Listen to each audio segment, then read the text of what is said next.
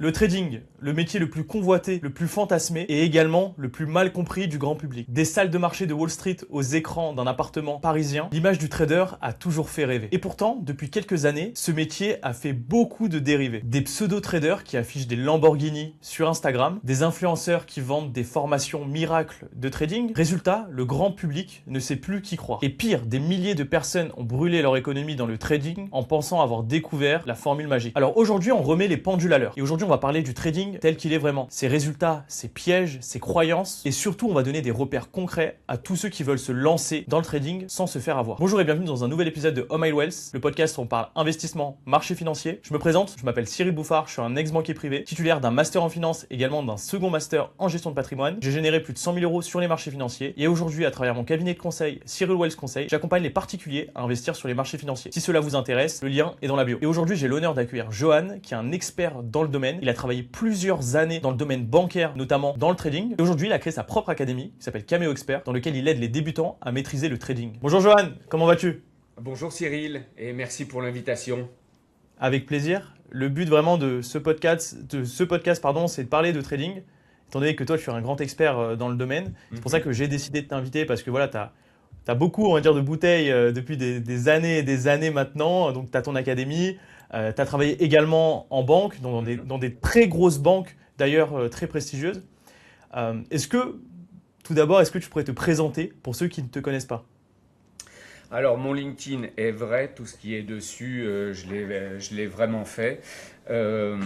Généralement, on le trouve un petit peu impressionnant, moi un petit peu moins. Enfin, j'ai pas tendance à frimer, j'ai pas trop d'ego. J'ai surtout fait beaucoup de finance, je n'ai fait que ça. Parce que je suis passionné par la finance, ça a commencé à 18 ans, ça ne s'est jamais arrêté. J'ai fait des tonnes et des tonnes de choses. Mon parcours académique, j'ai suivi 4 masters de finance, même pendant que je travaillais, donc le soir, le week-end, dans tous les compartiments de la finance, de la gestion de patrimoine, à la finance de marché, à la gestion corporate et même le particulier. Même si en banque, j'ai jamais travaillé pour le particulier. Toujours des entreprises, d'abord cross-border, puisque j'étais chez Barclays, donc des sociétés anglaises. Et puis ensuite la salle des marchés, mais pour des entreprises CAC 40, en passant par la banque d'investissement, voilà. Et donc tout cela est vrai, c'était passionnant, un petit peu stressant, et je suis resté à peu près une quinzaine d'années chez Barclays, 14 ans, voilà. Ok, beau parcours du coup. Et donc, on a vu parcours académique. J'ai travaillé en banque et puis parallèlement à ça, j'ai fait du trading. On me trouve très empathique et très pédagogue. Ok. Et donc, je forme depuis très très longtemps, au moins une quinzaine d'années sur ce que je fais là actuellement. Mais même quand j'étais en banque, je faisais également un petit peu de formation également. Voilà. Ok, parce que Vas-y. ça fait combien de temps à peu près que tu as lancé ton académie, donc Cameo Expert? Euh, la société date de 2018, mais même en 2018, j'ai travaillé pour des autres salles de marché où je faisais de la formation pour particuliers aussi, y compris des concurrents actuellement. Voilà. Ok, Et ok, très puis, clair. sinon, avant ça, j'en ai fait ailleurs, mais sans la société. Voilà. Ok. Ce qui est intéressant avec ton parcours, c'est que déjà, tu as un énorme parcours, que ce soit académique ou même professionnel. C'est vrai qu'il n'y en a pas beaucoup dans le milieu, parce qu'avec tout ce qu'on voit sur Internet, etc., des pseudo-traders de Dubaï, mais ça, on va revenir dans un second temps.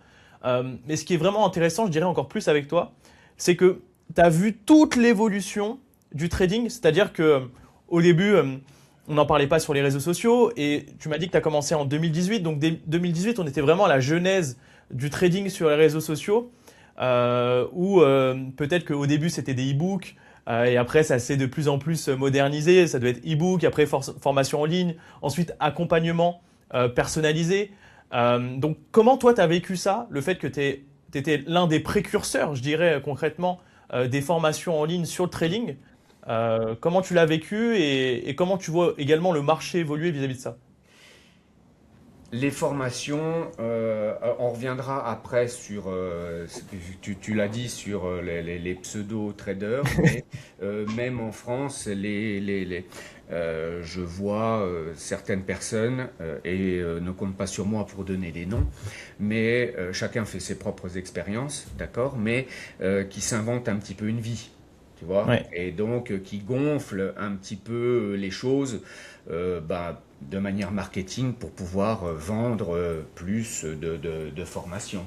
Comme on est dans l'ère du marketing, plus on en montre, plus ça va loin. Et même si c'est faux, eh ben c'est pas grave, ça va passer.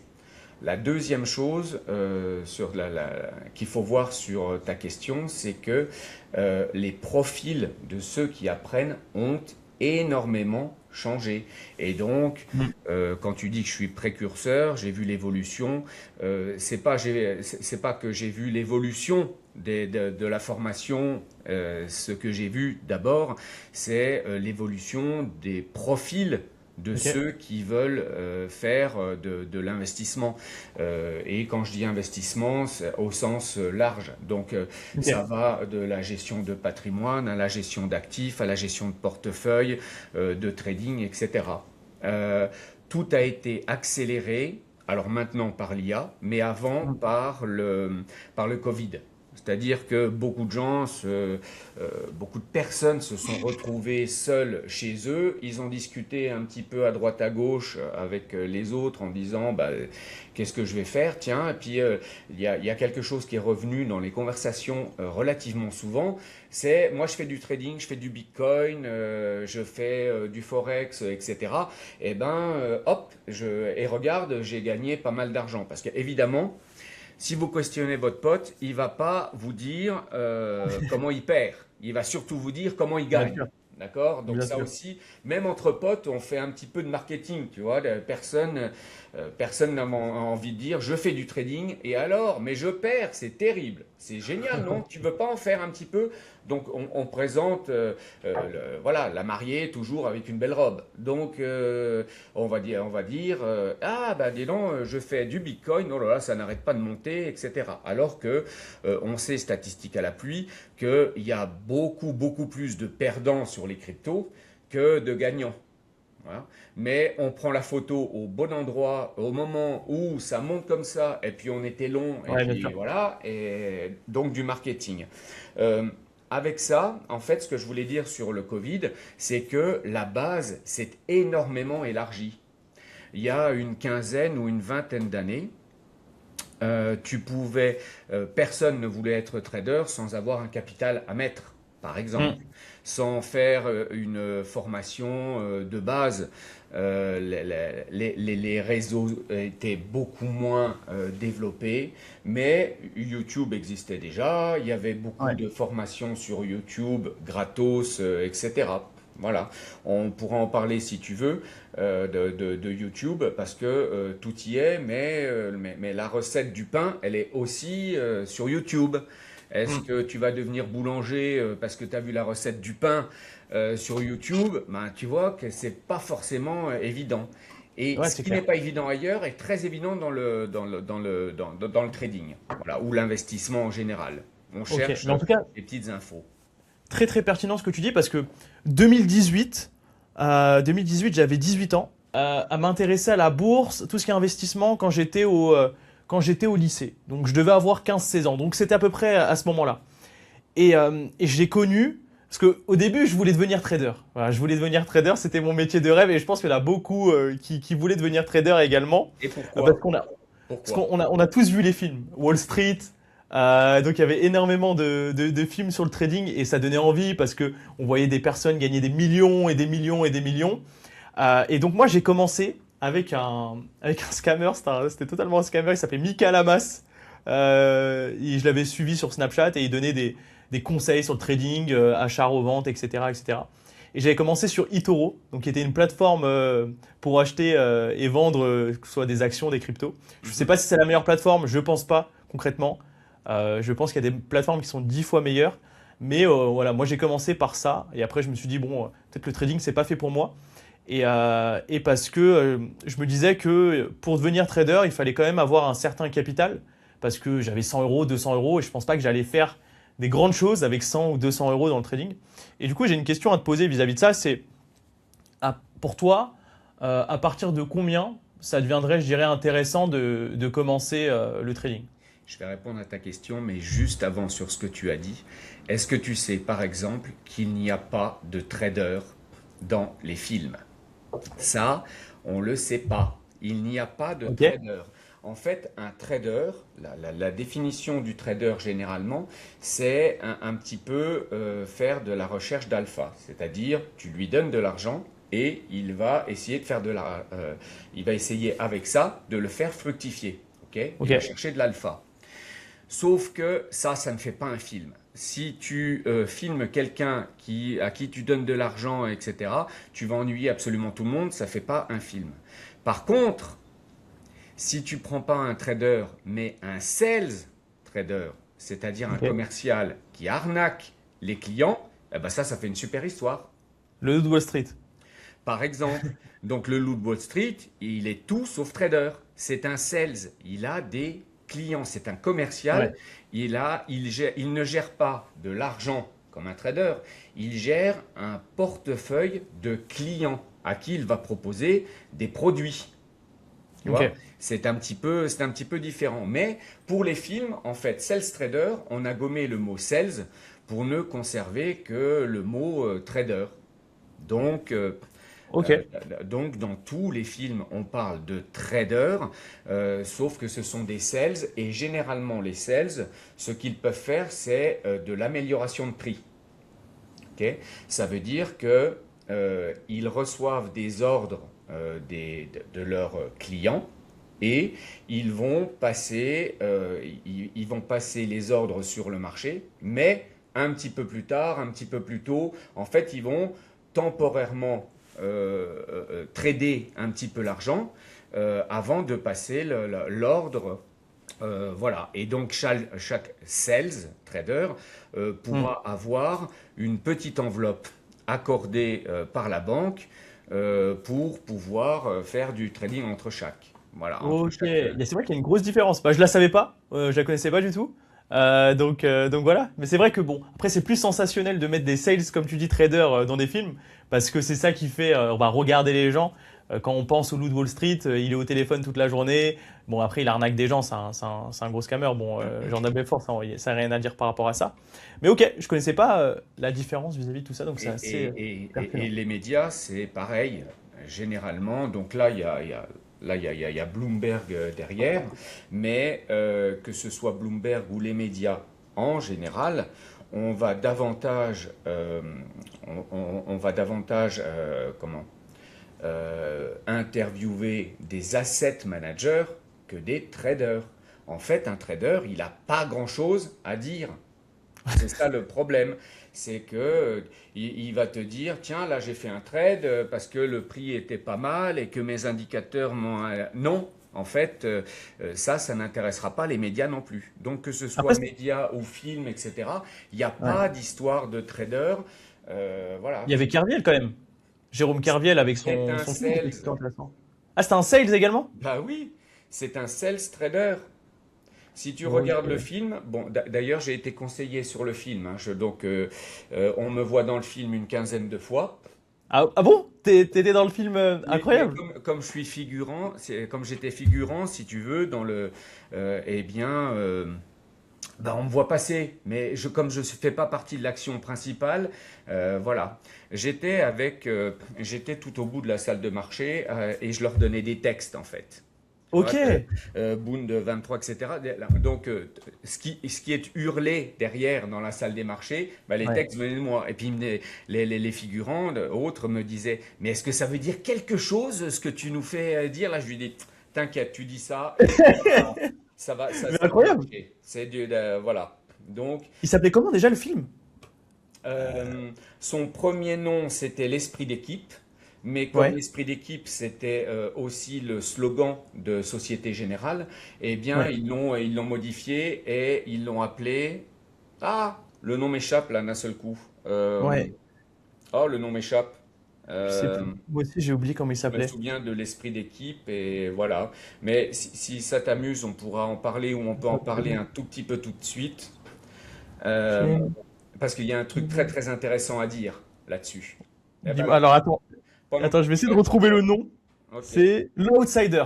c'est L'Outsider, c'est bon. exact. L'outsider, c'est Mais tu sais que exact. Et donc je je, vais re-regarder le film, hein. Je vais ouais, le re-regarder, je vais essayer de voir où tu es maintenant dans, dans le film. et on était, plusieurs anecdotes, on était en plein été. Il faisait 40 dehors. Ils m'ont fait venir avec un blouson de cuir parce que c'était pas censé être l'été. Ouais, Il faisait 50 voilà, et je passe devant lui avec mon blouson de cuir. Voilà, ils ont demandé à des gens de venir avec des blousons de cuir et je suis le seul qui ait bravé la température extérieure et je suis venu voilà, dessus. C'est sympa. J'étais derrière François-Xavier de Maison. ok, mais incroyable anecdote. Vraiment, je la connaissais pas du tout. Donc on a bien fait de faire ce podcast ensemble parce que, en plus, j'aime beaucoup ce film. Et je t'ai pas reconnu dans le film, désolé. Et donc, je me souviens plus du nom du service. Le service de Jérôme Kerviel s'appelait zut, décidément. Ça s'appelle Delta One, je crois. Ok, Et Delta One, ça veut dire donc Delta 1, ça veut dire zéro risque en gros. Donc ok, autrement dit, ce sont des commerciaux qui reçoivent des ordres des clients et qui doivent les passer sur le marché ou travailler des pauses. Ok, ok, travailler une pause, ça veut dire je reçois un ordre du client avec un prix à peu près à respecter et ça veut dire je vais passer les achats au fur et à mesure pour essayer d'avoir la moyenne de prix la plus adéquate possible. Et ok, donc, il pouvait faire de l'amélioration de prix. Il pouvait, voilà, jusqu'à, je ne sais plus à l'époque, ça devait être 100 000 ou 200 000 euros, etc. ok. Et voilà. Et donc, il y a eu des contreparties qui ont été un petit peu inventées pour que dans les comptes, eh ben, ce soit d'équerre. Sauf que, ben, il s'est passé ce qu'on sait et que, voilà. Il a, il a joué un petit peu l'argent qu'il n'avait pas. C'était quand Hmm. même un mois avant la découverte, c'était quand même le plus gros trader. Et lui, on peut dire que c'est du trading, hein, là, Ouais, il passait les ordres. Euh, il passait les ordres quoi, pour faire enfin, quand il a, voilà, un mois, il avait gagné dans les comptes, il y avait 1,5 milliard dans les comptes de la Société punaise, Générale c'est un énorme. mois avant. Autrement dit, c'était le plus gros trader de tous les temps. Mais seulement ça a été fait un peu avec une martingale et on sait bien que la martingale dans le trading, ça ne fonctionne pas. J'ai une deuxième anecdote qui me vient tout de suite. Ok, Je m'en suis rendu compte sur le film. En fait, les artistes sont dans des émotions chaudes. Et quand on fait du trading et de l'investissement, tout ce que j'essaye de faire avec les élèves, c'est de les transformer en émotions froides. Okay. Émotion chaude, ça veut dire que tout le monde se prend dans les bras les matins, le soir, etc. Ça hmm. n'arrête pas de s'embrasser en permanence. Je leur dis, mais tu l'as vu hier. Enfin bon, ça va, tout va bien se passer. Donc ça, c'est de l'émotion chaude. Tu vois, à un moment donné, celui qui joue Kerviel, il n'était pas bien pour X raisons. Il est allé jouer un peu de guitare ou entre deux scènes dans les Ouais, escaliers. Il avait besoin de se reconcentrer, etc. Donc ça, c'est de l'émotion chaude. Quand on fait du trading ou de l'investissement, il faut des émotions froides. On fait des ouais, scénarios, ça gagne, ça perd, mais c'est pas ça gagne, youpi, et puis j'ai les bras en l'air, et puis ça perd, et je vais tomber en dépression. Ça ne fonctionne pas comme ça. On fait des scénarios, il se passe bien ou il se passe mal. Quand il se passe mal, on étudie pourquoi ça se passe mal, on change les règles, les déclencheurs, etc. ouais. Et puis on investit de nouveau. C'est comme ça que l'on fait. Mais on a tendance, en fait, ceux qui font de l'investissement ou du trading, à plutôt passer son temps à dire que c'est la faute des autres. tu vois. 100 mais 100%. Et ce que tu dis, c'est ultra pertinent. Comme quoi, la psychologie, c'est tout sur les marchés financiers.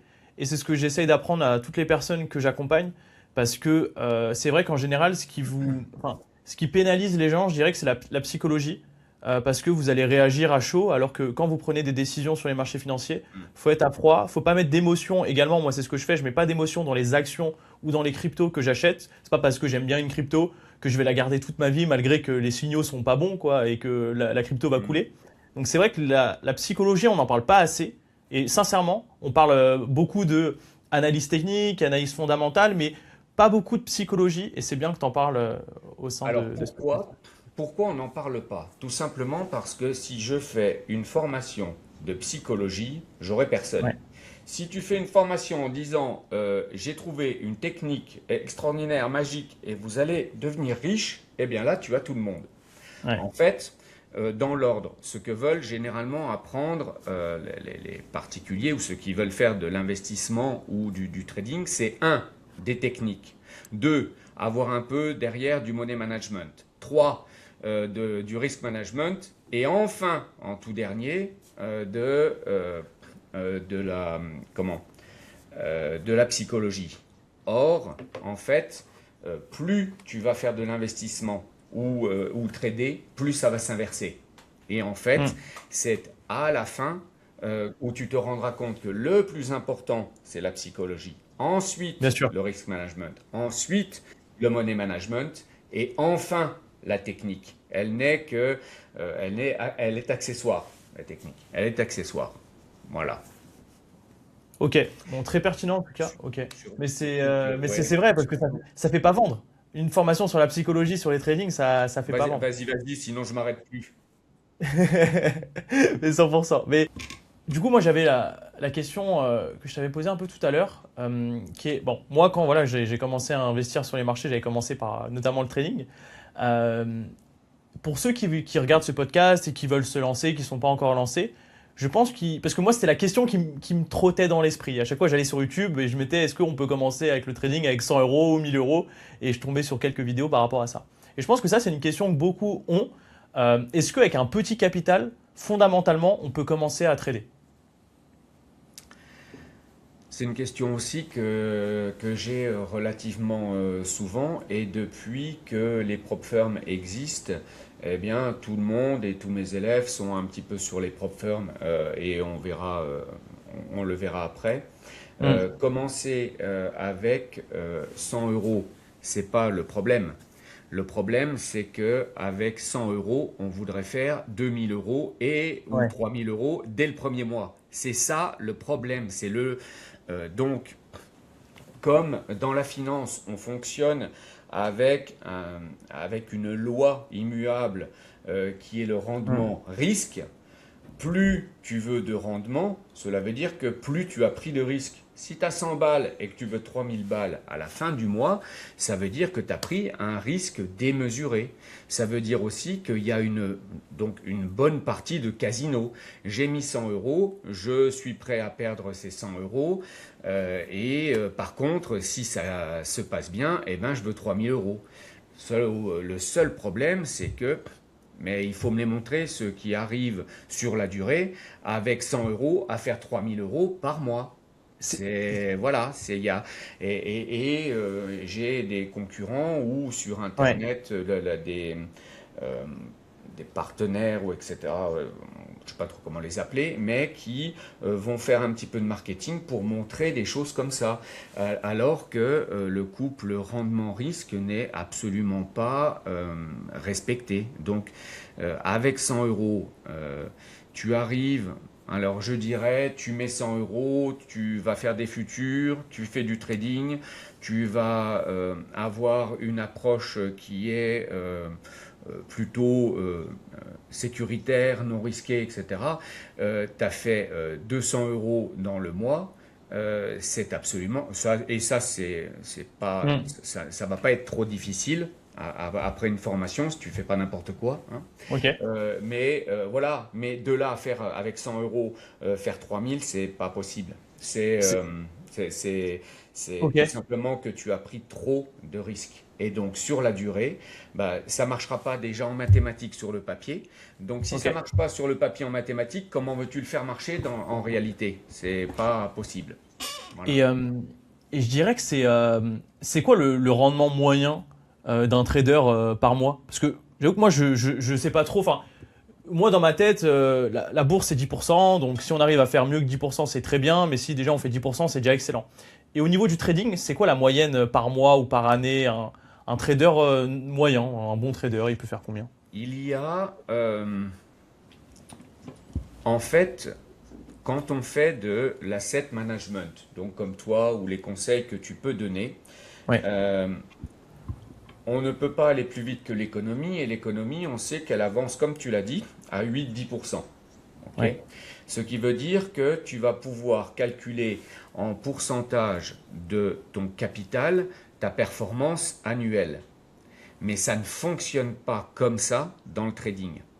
Ok, Donc déjà, dans le trading, dire j'ai un capital et j'ai fait 200% ou 300%, oui, et alors? Enfin, c'est pas exceptionnel, si tu veux. ok, Ça dépend juste du capital de départ que tu prends, tu vois. Et plus tu as de capital au départ, tu fais la division et plus ta performance sera petite, tu vois. Et hmm, plus tu fais, moins, comment dire, plus tu as un capital qui est petit, plus la performance elle est grande. Donc, avec le même trading. Donc, ça veut donc ok, dire qu'on ne peut pas calculer en pourcentage. Et pourquoi on ne peut ok, pas? Tout simplement parce que quand on fait de la gestion de portefeuille, de l'asset management, de la gestion d'actifs, en fait, on met un capital sur la durée. Ok. Tandis que ok, quand on fait du trading, c'est toujours le même risque qu'on remet dans le marché. On le met dans le marché, on l'enlève. On le met dans le marché, on l'enlève. Mais c'est toujours le même. ok. Donc, que tu puisses faire des culbutes, bah oui, c'est possible. Et c'est pas extraordinaire, ça dépend juste de ton capital de départ. La question, la grosse question autour de tes petites questions, c'est Ouais. combien il me faudrait pour gagner dans le trading. Soit tu vas prendre une prop firm, c'est zéro, il y a des avantages et des inconvénients. C'est quoi un prop firme? Ah, une prop firm, Ouais. c'est, tout simplement, euh, bon, je vais te dire la genèse. Est-ce que tu connais les CFD? Certainement. Ouais, ouais. Les CFD, c'est un produit dérivé qui permet à des particuliers de mettre beaucoup de levier. Hmm. Ok. Donc c'est j'ai 100 balles, mais en fait, comme j'utilise des CFD, mon compte pourra être de 1000 par exemple. Ok, Donc là, j'ai un levier de 10. ok. D'accord? Et bien ça, quand ça a été lancé, il y a déjà beaucoup d'années, il y a déjà au moins une trentaine, je ne sais même plus quand est-ce que ça a été, je crois dans les années 90. Euh, et, euh, et en fait, aux États-Unis, ça a été interdit. Pourquoi? Tout simplement parce que Ok. ça prenait, c'était tellement du casino, les leviers étaient tellement Ah bah grands oui. que ça prenait l'épargne des particuliers. Donc, Hmm. ils n'ont pas aimé aux États-Unis, ils les ont interdits. En Europe, ça Alors n'a que pas les été. États-Unis, alors que les États-Unis, c'est le pays qui accepte tout, Eh ben donc les CFD, ils l'ont pas accepté, hein. Yes. donc ils les ont supprimés. En Europe, on les a Ok. pas supprimés, mais ils ont été bien encadrés. Pourquoi je parle de ça? Tout simplement parce qu'aux États-Unis, les CFD étant supprimés, qu'est-ce qu'ils ont fait? Ils ont mis les CFD dans une boîte, ils ont secoué très fort et ils ont fait le même produit, mais qu'on va voir de manière un petit peu différente. En fait, une propre firme, c'est je n'ai pas de capital du tout, Ouais. je vais payer un abonnement par mois, Ok. ok, seulement l'abonnement, et ensuite, si ça gagne, eh bien, ils me donneront un pourcentage, quelquefois la totalité, quelquefois 80%, etc. Ok, Mais on va retrouver les mêmes dérives un petit peu que dans les CFD. C'est pour ça que c'est un petit peu le même produit.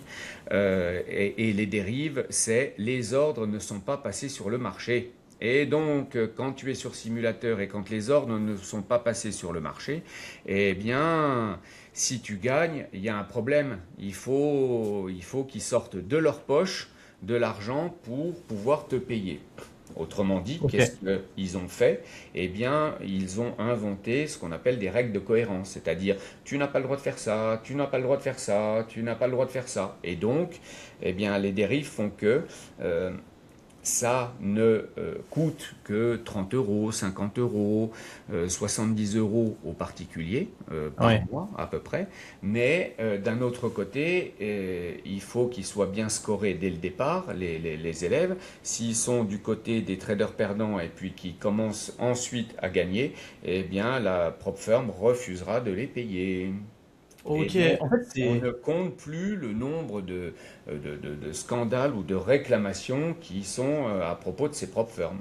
Ok. Est-ce que ça, on en voit beaucoup? Enfin, j'en vois un peu passer dans mon fil sur Instagram, les propres firmes, les propres firmes, les propres firmes. Je savais pas concrètement ce que c'était en détail, mais j'ai l'impression que c'est euh, le particulier va payer 50 à 70 euros par mois.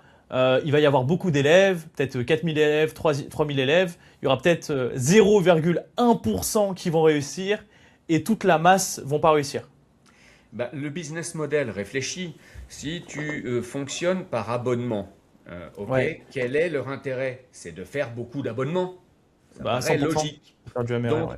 si tu fais beaucoup, oui, mais si tout le monde gagne, bah, les abonnements ne peuvent pas rembourser. Comment ils font de l'argent? Les Ah, abonnements ne peuvent pas rembourser. en fait, c'est un Donc, Ponzi. C'est-à-dire que c'est alors, tous ceux qui ont tu vas perdu loin. qui. Tu vas loin. Ouais, C'est pas un Ponzi parce que c'est légal. Tu signes un contrat, il y a des conditions générales de vente, etc. C'est juste un produit. Il faut ok, être conscient des règles. Tu connais les ok. règles. Et voilà. Sauf que c'est tellement attrayant. Je mets 30 balles et puis je peux devenir trader du jour au lendemain Ouais, que, eh bien, c'est extrêmement à la mode. ok. Voilà. Et Mais c'est légal. C'est totalement ok. légal. Donc, tu sais, j'avais une question par rapport à ça. Donc, pour toi, euh, il faut combien de temps? Parce que là, dans ce qu'on parle, c'est que bon, on peut faire du trading, etc., etc. Il y a du propre firme, etc., etc. Parce que beaucoup de gens, je pense, se disent que dans 6 mois ou dans 5 mois, je vais devenir un expert trader. Pour toi, pour devenir bon sur le trading, il faut combien de temps? Et une autre question qui va venir aussi après, c'est il faut combien de temps du coup pour devenir trader, etc. et être bon dans le domaine? Et est-ce que il faut avoir quand même perdu beaucoup d'argent pour être bon également? Eh ben là, je vais te raconter une anecdote. Et j'ai un élève qui m'a dit, je suis prêt à perdre 20 000 euros. Ok, C'est la rançon du succès, c'est pour pouvoir gagner après. Je lui ai dit, écoute, avec une mentalité comme ça, il vaudrait mieux que tu me donnes les 20 000 euros, d'accord? Parce que tu vas les perdre. ouais, Non, on n'est pas obligé de perdre de l'argent pour pouvoir en gagner. Mais c'est un mythe, c'est faux. Euh, Ça, et d'où il vient, c'est parce que quand les traders racontent leur histoire, ouais. généralement, c'est toujours une histoire, je suis sorti du caniveau, j'ai perdu beaucoup d'argent, mais après, avec du travail, de la patience, hein, j'ai réussi à faire mon premier million, etc. Mais C'est sensationnel. au- au- C'est du storytelling. un petit peu. Mais écoute, en prenant pas trop de risques, en y allant doucement, etc., et régulièrement et dans le temps, Ouais, pourquoi tu serais obligé de perdre 20 000 pour pouvoir en gagner après? Si tu utilises toujours une technique tout aussi pourrie après les 20 ouais, 000, pourquoi ouais. ça gagnerait? À 100%. C'est juste que tu n'as pas été bien formé, que tu connais rien en risk management et que ta psychologie, si tu veux, elle te pousse à toujours mettre des sous dans la machine, des sous dans la machine, mais en fait, ça ne gagnera pas plus. Donc, non, on n'est pas obligé de perdre Ok. pour pouvoir gagner ensuite. Maintenant, sur le temps. Ben, alors là, c'est la question à 10 euros, ça, parce que ça dépend vraiment de chacun. Hmm. Est-ce que moi, généralement, je peux voir le jalon d'après. Ok. Ok. C'est-à-dire que si quelqu'un vient me voir, je vais savoir s'il va vouloir faire une formation ou pas. S'il vient en formation, je vais savoir le jalon d'après s'il comprend ce que je lui dis. S'il a compris ce que je lui ai dit, je vais pouvoir voir le jalon d'après qui est est-ce qu'il va pouvoir l'appliquer, etc., etc. Donc je Ok. peux voir un jalon d'après, mais je ne peux pas voir quatre, je ne suis pas Madame Soleil, je ne peux pas voir quatre, cinq jalons. Ça dépend de Ouais. la personne. En moyenne, généralement, mais on va partir sur des poncifs, hein. Quelqu'un Hmm. qui a fait une formation, qui est sérieux, euh, euh, et qui est mesuré dans son risque, généralement, il commence déjà au bout de quelques mois, 3 mois, 4 mois, euh, Ok. voilà, à faire quelque chose. Puisque, en fait, une formation de trading, comment ça se passe? C'est d'abord, bon, bah, déjà dans ma tête, je décide de mettre un petit peu d'argent dans une formation. Je me forme. Ensuite, je passe quelques mois sur le simulateur pour pouvoir fabriquer mon trading, des investissements, etc. Et puis ensuite, je me lance soit en propre firme, soit avec de l'argent réel. Et Ok. donc, et ça, il faut quelques mois, 4, Est-ce 6, que, 12 mois, pas plus. est-ce que pour toi, il est primordial de se former avec quelqu'un, donc un expert dans le domaine, pour commencer à trader? Ou est-ce qu'avec tout ce qu'on a maintenant sur Internet, sur YouTube, etc., on peut commencer tout seul? Moi, j'ai déjà ma réponse parce qu'on est dans le même domaine. Après, bon, toi, c'est le trading, moi, c'est la gestion de patrimoine. Mais je pense que tu as la réponse aussi. Ben, on On a la doit réponse. avoir très certainement euh, la même réponse. C'est-à-dire Ouais. que euh, quand tu regardes des vidéos sur YouTube, quand tu lis un livre, quand tu ne fais qu'une formation sur étagère, Mm. donc c'est-à-dire que la formation, elle n'est que sur une série de vidéos. Le Ouais. problème, c'est que tu n'as pas d'interaction. Donc, tu ne sais pas si ce que tu as vu, lu, etc., tu vas pouvoir l'appliquer. Tu n'as pas de conseils. Tu ne peux pas poser tes questions. Ok. Donc, ce manque d'interactivité fait que, même si je suis le premier à reconnaître, hein, tout sur YouTube, il y a tout sur YouTube et c'est très bien, mais Ouais. tu ne vas pas pouvoir le faire seul. C'est pas possible. Tu, bah, Parce que est-ce que toi-même tu sauras dire je suis dans le faux, je me remets en question, je vais Bien sûr, refaire ouais. telle chose, etc. Non, non, Ouais. ça fonctionne pas comme ça. Il te faut la voix de l'extérieur, il te faut quelqu'un pour te dire mais tu vois bien que ce que tu fais ça marchera pas. Donc rajoute encore des années d'expérience, mais ça marchera toujours Mm. pas parce que tu t'es pas adapté au contexte, tu utilises une technique au mauvais moment, ton emploi du temps ne correspond pas du tout au trading que tu veux faire, etc., Ouais. etc. Plein de questions euh, qui, euh, bah, qui ne sont pas où on ne peut pas répondre sur YouTube ou dans les livres. Mm. Par C'est contre, ça est-ce que. que ça veut dire Ouais. je ne regarde jamais YouTube et puis je ne lis jamais de livres? Ah ben non, bien au contraire. Mais les livres ou YouTube, c'est fait pour ceux qui s'y connaissent déjà. T'as Parce des bons livres que, à recommander ou pas? comment? T'as des bons livres à recommander ou pas?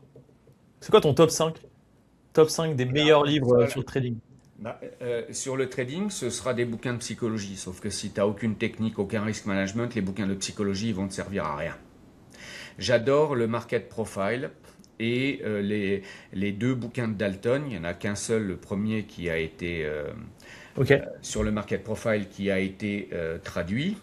Euh, Ça peut être intéressant, mais lui, c'est pas un écrivain, si tu veux. Donc, le bouquin est très technique, Ok. et c'est un excellent bouquin, mais en fait, il faut déjà maîtriser le market profile pour pouvoir l'avoir. Ok. En bouquin de psychologie, Mark Douglas, c'est un incontournable. Il a tout compris. Quand tu le vois sur Internet, il ressemble pas à Ok. grand-chose, mais il est absolument génial. Oui, mais seulement on ne commence pas dans le trading par lire les bouquins de Mark Douglas, Ok. parce que ça va pas fonctionner. Euh, Ce que cherchent généralement les particuliers dans les bouquins, c'est des techniques. mais les techniques les bouquins de techniques qui sont dans les livres, euh, eh bien, ils ne s'attachent pas au contexte, ou plutôt ils ont choisi un contexte particulier, ils ont choisi une technique particulière que la personne ne saura pas mettre en œuvre. Donc, Ok. ça risque d'être compliqué. Moi, si on me dit, oui, j'ai regardé Internet, j'ai lu des bouquins, bah, ok, puis si tu y arrives, ben, très bien pour toi. Combien de temps ça dure? Eh ben, continue comme ça, si ça fonctionne. Je suis pas, Hmm. voilà. Donc, je viens de t'en citer déjà, donc celui de Dalton sur le market profile, Mark Douglas. Ok. Voilà, si tu m'en donnes, toi, j'en ai lu énormément, hein. J'ai une bibliothèque qui va craquer sous les bouquins. Et donc, si toi, tu me donnes des livres, je vais pouvoir te dire, j'ai lu, c'est bon, c'est pas mal. Ouais. Voilà. Bah moi, j'avais surtout beaucoup lu de livres dans mon domaine, que ce soit dans la gestion de patrimoine ou dans la bourse en général. Bon, on peut parler de l'investisseur intelligent de Benjamin Graham, qui est pour moi un des meilleurs livres dans tout ce qui est investissement C'est très en bien. bourse. Mm. Et donc voilà, c'est surtout des livres comme ça que j'ai lus. J'ai pas lu beaucoup de livres dans le trading. C'est bien, Peut-être. c'est bien il- il- écrit, Ouais. mais ce bouquin-là, c'est comme ceux de Mark Douglas. Si tu veux, si tu le lis au début, ça va rien t'apporter. Non, 100% d'accord avec toi. Parce que tandis j'avais que, commencé à lire à tandis que 18 ans, si, j'ai rien compris. bah voilà, tandis que si après 6 mois, un an, tu lis son Ouais. bouquin, ça va t'éclairer. Tu vas dire, mais oui, bien sûr, il a raison. Il Ouais. faut que je fasse ça comme ça puisque ça n'a pas fonctionné avant, etc. Non Donc, mais il faut déjà être un petit peu totalement initié. d'accord. Et il y en a C'est beaucoup comme ça. Ouais. Non, mais c'est vrai que tu as raison par rapport à ça et ça remet en fait en cause un biais qui est quand on est débutant, il faut lire des livres, faut lire des livres, faut lire des livres. Moi, je trouve que c'est très bien les livres, mais c'est très pertinent ce que tu disais parce que l'investisseur intelligent de Benjamin Graham, déjà, je l'avais acheté en anglais quand j'avais 17-18 ans. Je l'ai lu, j'ai rien compris. Je l'ai relu quelques années après quand j'avais beaucoup plus d'expérience et là, c'était beaucoup plus clair pour moi. Donc, Mm. je pense que quand on débute, que ce soit dans la bourse, dans le trading, etc., euh, ça, il y a un truc qui est sûr à 100%, c'est qu'il faut se faire accompagner. Si vous avez du budget, faites-vous accompagner par un expert notamment. N'allez pas donner votre argent à n'importe qui sur Internet. Donc regardez notamment son expérience, comme par exemple Johan qui a travaillé des dizaines d'années en banque. Son académie existe depuis très longtemps maintenant. Donc allez vers des experts qui s'y connaissent. Et là où vous êtes sûr d'avoir du résultat. Après, le résultat dépend également de votre implication, bien évidemment. Si vous êtes déterminé à vouloir, entre guillemets, vivre du trading ou générer un revenu passif. Mais en tout cas, voilà, moi je pars du principe qu'il faut se former. Faut pas avoir peur d'investir son argent. Enfin, investir son argent, c'est la base. En fait, en France, j'ai l'impression qu'on a un problème sur le fait d'investir sur soi. Aux États-Unis, tout le monde investit sur soi. Enfin, ils achètent tous des formations, que ce soit dans le business, que ce soit dans la bourse, dans le trading. Mais en France, on a un gros problème avec ça. Et c'est intéressant d'en parler parce ça va nous mener sur quelque chose qui est que l'information ou la vente de formation, d'accompagnement, c'est vu en France comme du scam. Parce qu'il y a eu beaucoup, beaucoup de dérivés d'arnaques. Et ça me permet de poser la question de qu'est-ce que tu penses de tout ce qu'on voit sur Internet maintenant concernant le trading. Parce que quand on entend trading, on pense à arnaque. La personne lambda, on entend trading, arnaque, arnaque, arnaque, scam, Dubaï, etc.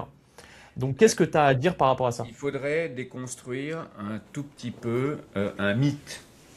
Hmm. Et le mythe est, fais-toi former uniquement chez des gens qui vont te montrer de très gros résultats. Ça, c'est un peu un mythe. Donc, et tous ceux qui font de la vente de formation, ils l'ont bien compris. Et qu'est-ce qu'ils ont généralement? Eh bien, ils vont te mettre quelqu'un qui va te montrer un succès mirobolant, Ouais, qui va être absolument gigantesque, qui va crever le plafond. Ouais, ouais. le seul problème, c'est que est-ce que ils ont déjà fait de la pédagogie? Est-ce que ils ont déjà formé? Est-ce que c'est parce que eux gagnent beaucoup d'argent, parce qu'ils ont beaucoup d'expérience, que toi, tu vas être capable de faire la même chose? Hmm. Et également, une autre question. Est-ce que un trader qui gagne beaucoup d'argent est un bon pédagogue, enfin, et va faire une bonne formation? Ouais, Ça, 100%, tu as ça, totalement raison. ça, c'est un petit peu, c'est compliqué à répondre. Écoute, je vais te dire que euh,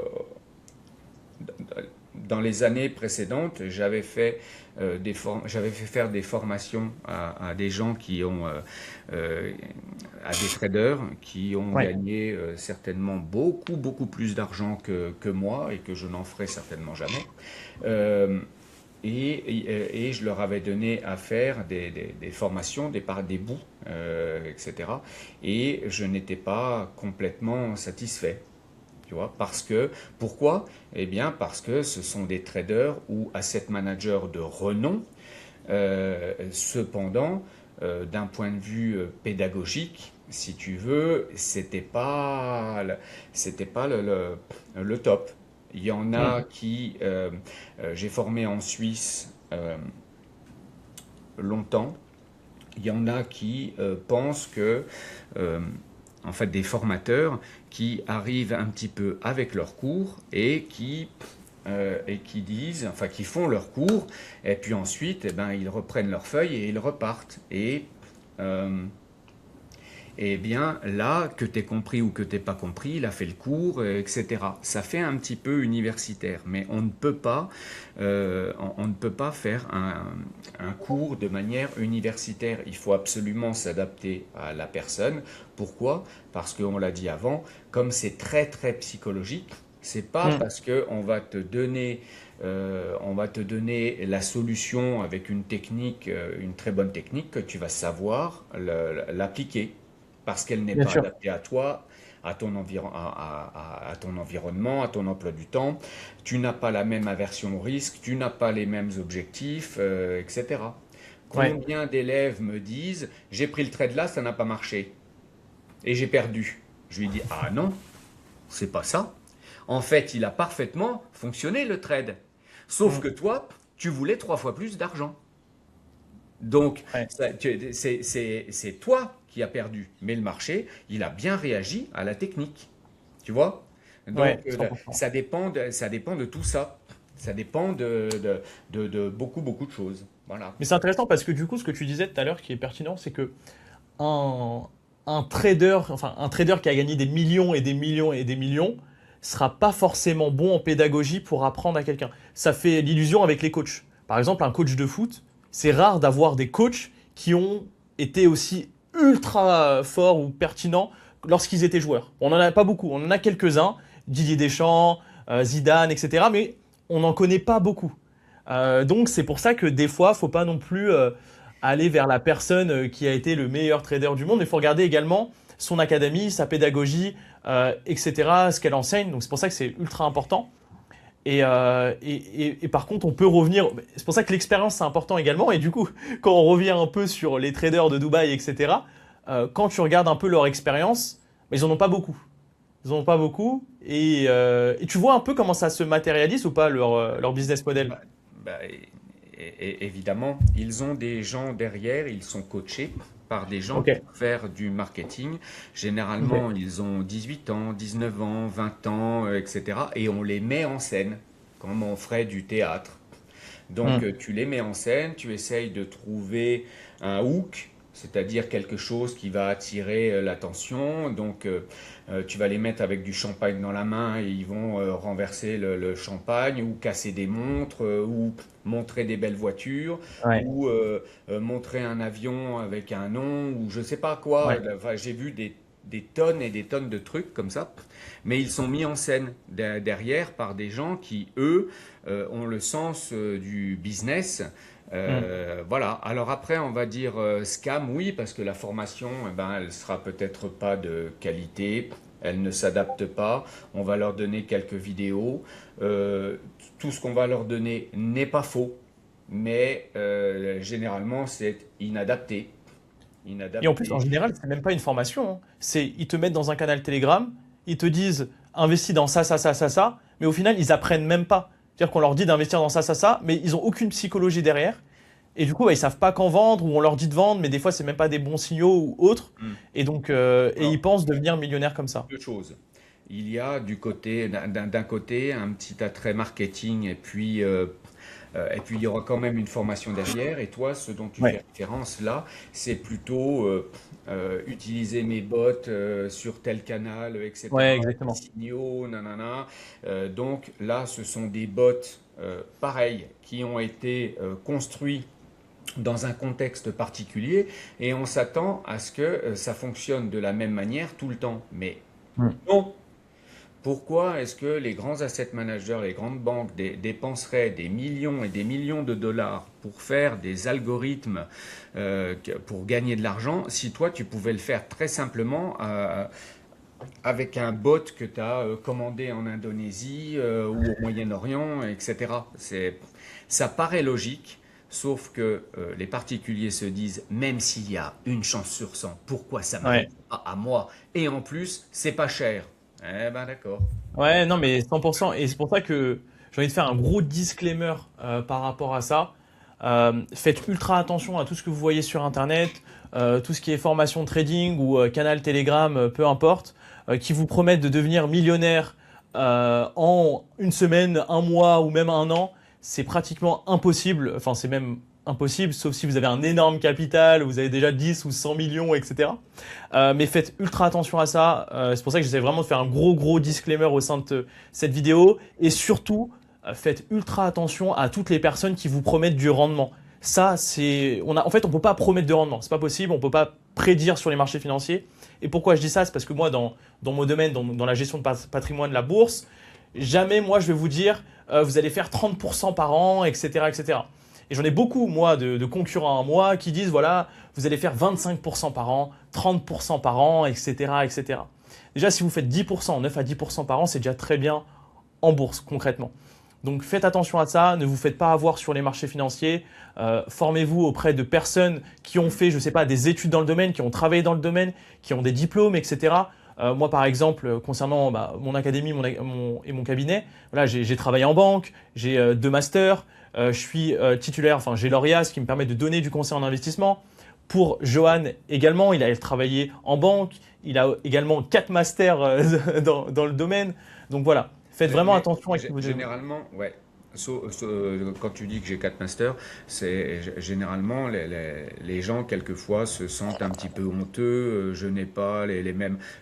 Et là, je leur dis que pour faire de l'investissement ou du trading, on Ouais, n'a pas, ça ne dépend pas d'un cursus académique, ça ne dépend pas de l'âge et du capital. 100%. Il faut trouver quelque chose qui soit adapté à soi. Ok. Ouais. Donc, moi, les 4 masters, ils m'aident surtout à répondre aux questions. Comme j'ai vu à peu près toutes les problématiques, ben, j'ai réponse un peu à toutes les Mm. questions. Et c'est Donc, surtout ça qui t'a permis de travailler en banque. Sans tes non, masters qui t'ont permis d'intégrer les grandes banques, que ce soit Berkeley, etc. Donc c'était quand même une porte d'entrée. oui, Barclays, mais en fait, on ne t'apprend aucune technique dans un master. On t'apprend la régulation, on Ouais. t'apprend l'environnement, le fonctionnement des marchés financiers, etc. Mais tu ne, en gestion de portefeuille, on va t'apprendre des stratégies, mais des stratégies qui sont globales. C'est-à-dire, on va t'apprendre comment fonctionne l'efficience des marchés, on va Mm. t'apprendre ce que c'est qu'une stratégie top-down, sectorielle, dividende, etc. Mais ça reste dans le cadre de la description. Mm. On te dira jamais, Total, là, bon, bah, il faut y aller, pas y aller, etc. Tu Ouais, vois? bien sûr, c'est de la théorie. Les masters, on apprend vraiment beaucoup de théorie, mais c'est la porte d'entrée qui te permet de travailler en banque. Parce que si j'avais pas fait mes masters en finance et en gestion de patrimoine, j'aurais jamais pu travailler chez BNP Paribas en banque privée. Ça, c'est clair à 100%. Donc, c'est une porte d'entrée qui nous apprend la théorie et la pratique. On l'apprend pendant des C'est cursus, quoi, ça. alternants, Je etc. suis Et d'accord. d'ailleurs, j'ai une question par rapport à ça. Ouais. Euh, Quel est le cursus concrètement scolaire pour quelqu'un qui, je sais pas, qui a 16 ans, 17 ans, 18 ans, qui regarde notre vidéo et qui a envie de devenir trader? Quel est le cursus pour lui? Qu'est-ce que tu lui conseillerais par rapport à ça, en termes d'école, en France notamment? Le côté financier a disparu au profit du côté un petit peu informatique. Ah ok, c'est pour ça qu'il y Tu a vois. beaucoup d'écoles d'ingénieurs du coup. Euh, le- le- le- euh, oui, Sauf que dans les banques, dans les salles des marchés, on va quand même prendre des profils type école de commerce, HEC, SEC, EDEC, Ok. etc. Le top 5, les EM Lyon, Ok. voilà. Pourquoi? Tout simplement parce qu'ils veulent des gens avec des têtes bien faites, euh, qui ont fait des prépas, etc. Euh, pour pouvoir ensuite réagir face au stress ou si on donne beaucoup de travail, etc. Euh, mais, euh, mais par contre, si tu as fait une école de finance, tu Ok. ne seras pas forcément mis en avant, du moins dans la salle des marchés. Ok. Ok. Euh, dans la banque d'investissement, davantage.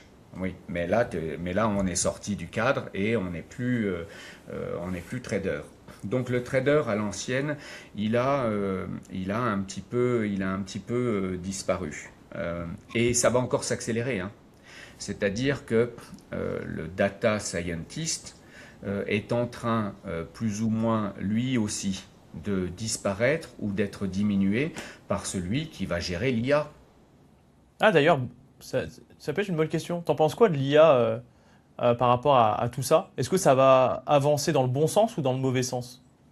Ne parlons que de l'IA dans la finance. Ok. Je Ouais. pense que, faisons un truc de gourou, je pense que dans 2 ans, tout le monde euh, investira ou fera du trading euh, euh, avec un assistant qui va Ok. aider, qui va mesurer les performances, qui va faire des tas de trucs, parce que bientôt tu auras sur tous les logiciels la possibilité d'intégrer l'IA.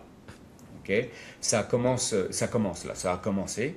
Ok. Euh, et ça n'empêchera pas qu'il faudra quand même un humain. L'humain ne pourra pas disparaître. Pourquoi? Parce que euh, je pratique l'IA tous les jours, hein, donc je connais les limites Hmm. aussi.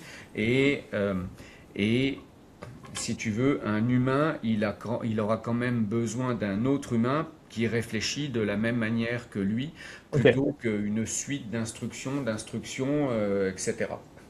Donc je pense que tout le monde aura un assistant quand même pour pouvoir aider. Mais euh, ça ne remplacera pas le conseil comme on a l'habitude de l'entendre, si tu veux.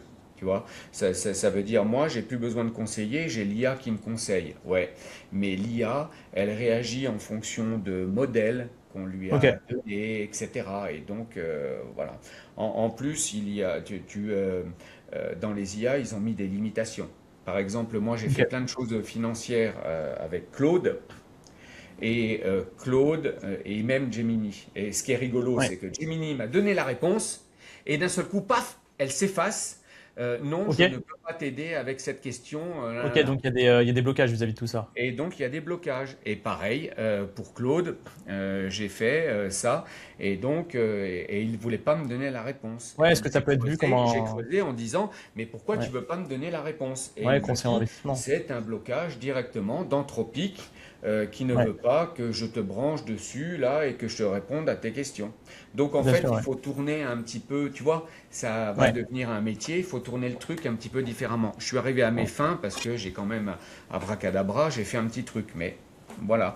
Il n'empêche que on aura tous des assistants, mais on aura tous besoin des formations un petit peu telles qu'elles sont faites là. Si tu penses que l'IA va tout remplacer, bon, bah, à ce compte-là, enfin, tu n'existes plus, quoi. Donc, Non, non, mais elle va remplacer les 100%. médecins, les avocats, les Ouais. notaires, etc., les infirmières, Hmm. tout le monde, les taxis, etc.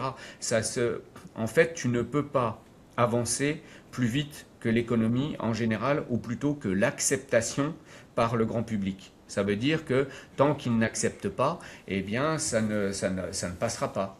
Ouais, non, mais T'as beau je suis- fantasmer à la télé sur l'IA, ouais. etc., tant que voilà. Moi, je pense il y aura toujours besoin d'un accompagnement humain. Comme tu dis, c'est même sûr à 100%. Il faut toujours avoir le côté humain derrière. Et ça revient à une dérive que moi je vois souvent dans mon domaine, ou de beaucoup de personnes que j'accompagne ou que j'ai en appel, voilà, c'est qu'ils utilisent beaucoup de ChatGPT pour leur demander, voilà, j'ai 1000 euros à investir et dans quoi j'investis et ils demandent ça à ChatGPT. Mm. Et dans 95% du temps, c'est n'importe quoi parce que déjà, c'est pas personnalisé en fonction de leur situation, etc., etc. Donc faites ultra attention lorsque vous utilisez l'intelligence artificielle parce qu'elle ne va pas savoir réagir réellement comme un humain. Enfin, elle n'aura pas la même psychologie qu'un humain, etc. Et en plus, ça ne sera jamais personnalisé à 100%, etc., etc. Donc faites attention à ça. Et je pense que ça doit arriver aussi par le biais de tes étudiants qui doivent utiliser l'IA pour essayer de se dire, est-ce que là j'achète Non, ce que je vois le plus souvent en ce moment, c'est plutôt, c'était très difficile avant de coder des indicateurs, des choses, etc. Ouais, Et donc, ce que font de plus en plus les élèves, c'est qu'ils utilisent l'IA pour coder des choses. Et je leur ok, dis, trop bien. et, et ça, je suis tout à fait d'accord, Ouais. c'est bon et je les aide aussi. Ok. En disant, tu vois, tu codes ça, mais en fait, c'est telle information qu'il faudrait plutôt avoir, etc. Mhm. Donc, je les aide. Je peux te donner un autre exemple, mais qui n'a rien à voir avec le trading, par exemple. À mon avis, dans le tennis, prenons le cas des Nadal. À mon avis, la vidéo et puis les mesures de comment tu mets ta main, etc. Ça existe depuis bien, bien longtemps. Mhm. Donc, est-ce que même Nadal, en ayant ces informations, il s'est passé d'un humain? Non. Au foot, c'est pareil. Tu as la vidéo qui est absolument partout. Tu vas pouvoir mettre de l'IA, etc., qui va te dire il tire bien, il tire pas bien, il est essoufflé, il n'est pas essoufflé, etc. Est-ce que Mhm. ça veut dire que tu n'auras plus d'entraîneur humain derrière? Ben, moi, je serais tenté de dire non. Tu as toujours besoin de conseils de quelqu'un qui réfléchit un petit peu comme toi et Ouais, pas comme un 100%. robot, comme une IA. Je suis pas en train de dire du mal des IA, hein, au contraire. Mais il faut toujours, je pense qu'on aura toujours besoin de cet accompagnement de quelqu'un qui réfléchit comme toi et qui pose les bonnes Ouais, questions. Parce que l'IA, elle pose pas, elle va répondre à ta question de manière précise, mais en fait, elle verra pas plus loin. Elle ne va pas répondre à une question que tu n'as pas posée. Mhm. Or, un humain, ça répond aux questions que tu ne te poses pas. Pourquoi? Parce que je suis humain et que je sais comment tu vas réagir, je sais que tu m'as pas posé la question, etc. Et moi, ça va encore plus loin. Je sais que quand ils sont pas venus me voir à distance, c'est qu'ils ont fait n'importe quoi et qu'ils ont perdu. Tu vois? Donc, Ouais, tu vois, ça va encore plus loin. C'est-à-dire que quand je ne suis pas contacté, je sais ce qui s'est passé. Donc, ok. c'est pour ça que, et ça, une IA, ben non, pas pour l'instant. Ok. Bah, du coup, c'est pertinent parce que je voulais qu'on fasse le lien par rapport à ça. C'est que donc toi, tu as une académie, donc Cameo Expert, où tu formes les personnes à investir, enfin à devenir entre guillemets trader ou vivre en plus du trading. Et toi, c'est quoi le profil de tes étudiants? Enfin, le profil moyen. Est-ce que c'est quelqu'un qui est salarié et qui veut des revenus en plus? Ou est-ce que c'est quelqu'un qui a tout lâché, qui veut devenir trader? Quel est le type de profil exact? Ça aussi, c'est une question à laquelle je dois répondre très très souvent. Euh, le plus jeune que j'ai formé avec une autorisation des parents, il avait 17 ans et le Ok. plus vieux, il avait 78 ans. Ok. Tu peux bien imaginer qu'ils n'ont pas ni le même profil, ni les mêmes enjeux, ni les mêmes objectifs. En fait, il n'y en a pas. Tu vois, si tu vas prendre la crème anti-rides, je sais pas quoi, de jour de L'Oréal, ils vont connaître typiquement leur cible Hmm. fétiche et ils vont axer et le marketing, la vente, etc. et tout Bien leur sûr. système commercial sur la cible. Tandis que trouve-moi quelqu'un en France qui n'a pas un PEA, une assurance vie, qui ne veut vraiment pas investir. euh, et puis, c'est encore plus vrai pour les jeunes maintenant. Dans le trading, tout le monde veut faire quoi? Du Bitcoin, etc. Parce qu'ils ont tous un copain qui, avec 50 balles ou 100 balles, a fait 200 balles, 300 balles, etc. Et quand on a 17 ans ou 18 ans, eh bien, c'est plutôt intéressant. C'est de l'argent, voilà, entre guillemets, facile. Ce sera pas, ils seront pas résilients et donc sur la durée, ça risque de coincer un petit peu. Mais au départ, ils sont intéressés. Tu vois? Ok. Donc, en fait, pour faire de l'investissement, donc là, donc ça veut dire moyen terme, long terme, ce sera, il faut déjà avoir un certain capital.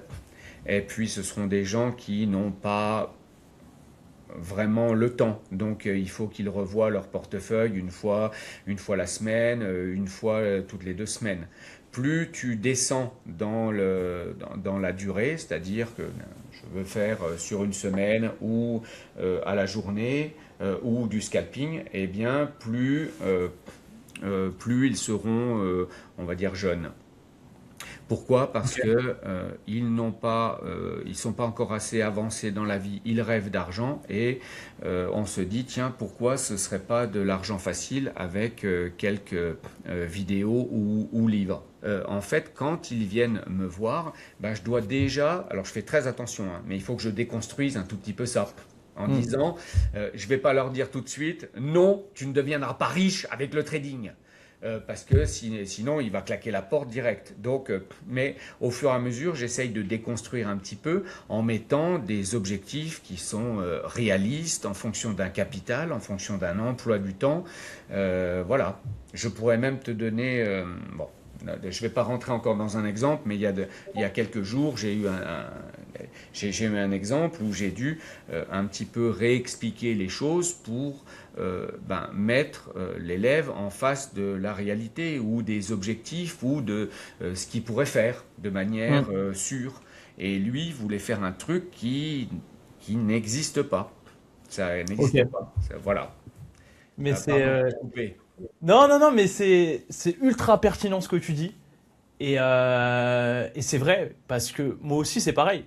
Les personnes jeunes qui viennent me voir pour rejoindre l'académie, qui veulent être accompagnées, en général, elles veulent plus de rendement, elles ont plus d'attentes. Tandis qu'une personne plus âgée, je dirais de 30, 40, 50 ans, elle ne cherche pas plus de rendement, elle cherche simplement de sécuriser un peu son avenir, penser à la retraite, etc., sans penser Mm. à faire du 50% par an.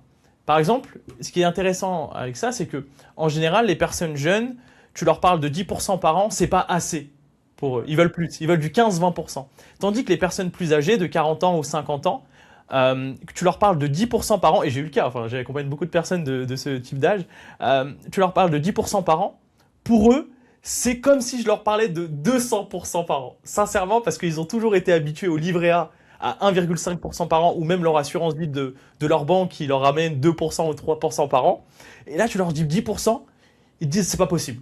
C'est pas possible. Et donc, on essaye de relativiser et de leur expliquer que voilà, le S&P 500, ça fait 10% depuis 30 ans. Après, ça peut faire plus, ça peut faire moins, mais déjà avoir 10%, c'est déjà très bien. Mais donc, on se rejoint totalement dans ce que tu dis. Et comment ça se passe, toi, concrètement, s'il y a quelqu'un qui veut te rejoindre, il t'envoie un message, il prend un appel avec toi, ça s'organise comment? J'essaye de faire un petit peu comme tous les autres, comme tout le monde. Alors, un effet de, l'avantage, mon expérience a un petit peu un défaut. Le défaut, c'est que je suis moins que les autres sur les réseaux sociaux. Mais je m'y mets. Je m'y mets. Donc, je suis sur Instagram et j'essaye de faire un peu d'Insta. J'essaye de mettre des choses sur LinkedIn, YouTube, etc. YouTube, je l'ai commencé qu'il y a un mois, etc. Il faut que je m'y mette un petit peu comme les autres. Ensuite, bah, j'ai un site internet, il y a un numéro de téléphone, on appelle, voilà. Je fais aussi des salons, donc j'ai fait dernièrement le salon du trading où Ouais. j'ai fait 6 animations, j'ai fait trois conférences, j'ai animé les duels de trading, Ok. etc. Et puis d'ailleurs, je vais en faire des vidéos YouTube, voilà. Donc oui, on me contacte généralement assez facilement, oui. Ok. De Bah, cette de toute manière. façon, quoi qu'il arrive, je mettrai tous les liens de Johan dans la description de la vidéo. Donc franchement, allez-y, regardez, prenez un appel avec Johan, vous verrez ce que ça va donner. Mais en tout cas, c'est quelqu'un d'ultra sérieux. Enfin, comme vous avez vu dans le podcast, j'ai pas besoin d'en dire plus par rapport à ça.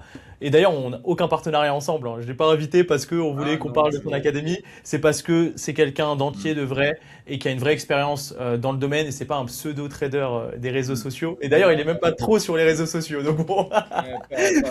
pas assez, j'aimerais bien un tout petit peu plus sans lasser, sans Bien inonder. sûr.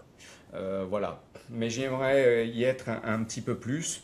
Euh, oui, effectivement, c'est un petit peu difficile de faire des vraies formations. Il faut avoir une vraie pédagogie et je ne sais pas si tout le monde l'a. Après, le soleil brille pour tout le monde, ok? Donc, Ouais. c'est pas moi, c'est quelqu'un d'autre. Mais en fait, il faut, il faut se former. Ouais, Euh, 100%. J'avais un autre sujet sur lequel je voulais qu'on échange un peu. C'est ouais. vraiment, là, on a parlé beaucoup de la théorie. On a parlé de la théorie, etc., etc. Maintenant, concernant, je dirais, la pratique, quels sont les... Bon, on peut pas donner de conseils en investissement, bien évidemment, dans ce podcast, dans cette vidéo. Mais qu'est-ce que tu dirais à quelqu'un qui débute pour l'aider? Quels sont les points les plus importants sur lesquels il doit travailler? La psychologie, l'analyse technique, l'analyse fondamentale, ou c'est tout autre chose? Il faut aller dans l'ordre qu'ils pensent eux-mêmes comme étant le bon ordre. C'est-à-dire que si un débutant vient en me disant bon ben on va travailler la psychologie, je vais lui dire mais non, t'en as pas besoin, tu sais même pas ce que c'est que la psychologie dans le trading, t'as juste regardé 2 vidéos sur internet, tu sais pas. Ouais. Tu sais pas. Donc, en fait, on va commencer dans le bon ordre, c'est-à-dire, je vais te montrer des techniques, puisque ça, les techniques, ils adorent. Donc, je vais te montrer des techniques, tu vas faire, tu vas les mettre en œuvre, et ensuite, on en parle. Je vais leur Ok. parler un petit peu du marché, évidemment, en général. Pourquoi tel trade serait meilleur? Quand je dis en général, ça veut dire le contexte. Ok. Ok. Donc, on s'imagine quelquefois que quand on fait du trading, on s'en fout du contexte géopolitique, etc. Mais non, pas du tout. Euh, Ok. on fait autant de macro, quand on fait du trading que quand on fait de la gestion de portefeuille sur plusieurs mois, Ouais, Euh, puisque 100%. puisque les implications, elles peuvent être sur 6 mois, mais elles peuvent être aussi à la journée. Regarde en ce Mm. moment avec Donald Trump. Il se Ouais, passe non, des mais trucs. Lui, on ne sait pas quand est-ce qu'il dort, parce que même la nuit, il envoie des trucs. Voilà, donc voilà, et il y a encore eu quelque chose cette nuit, etc. Enfin bon, il y en a absolument tout le temps. Donc il faut s'intéresser un petit peu à cet environnement macroéconomique parce que ça apporte de la liquidité dans les marchés ou ça enlève de la liquidité. hmm. Et ben, il faut le savoir pour pouvoir s'adapter. Donc, Ok, donc vraiment la macro euh, qui est important à avoir au début, ce qui est ultra pertinent. Même moi, mes élèves, je leur dis de se concentrer sur la macro, sur l'analyse fondamentale, l'analyse technique, etc. Donc c'est plein de facteurs à avoir en plus, mais c'est vrai que l'analyse macro, en plus, j'ai envie de te dire, si demain Trump arrive et dire, bah là je déclare la guerre à je sais pas quel pays, peu importe les supports, les résistances de n'importe quelle action, tout va chuter. Parce que voilà, ça réagit. voilà, exactement, exactement. C'est-à-dire que la macro, c'est essentiel dès que tu mets de l'argent dans les marchés, que ce soit pour quelques secondes Ouais. ou pour 6 mois. Alors, ça fonctionne pas de la même manière. Il y a pas, oui, je suis d'accord, mais disons que le market timing va être très important. Va être très Ok. important. Et ensuite, quand on parle de trading, on pense beaucoup à l'analyse technique. Parce que moi, voilà, quand j'ai commencé, c'était vraiment avec l'analyse technique, etc. Et on entend tout et n'importe quoi là-dessus. Est-ce que, avant de revenir un peu sur ça, est-ce que tu pourrais décrire ce que c'est l'analyse technique pour ceux qui ne connaissent pas notamment ce mot? Donc, l'analyse technique, on utilise le mot dans sa définition la plus large, et donc ça va vouloir dire tu regardes euh,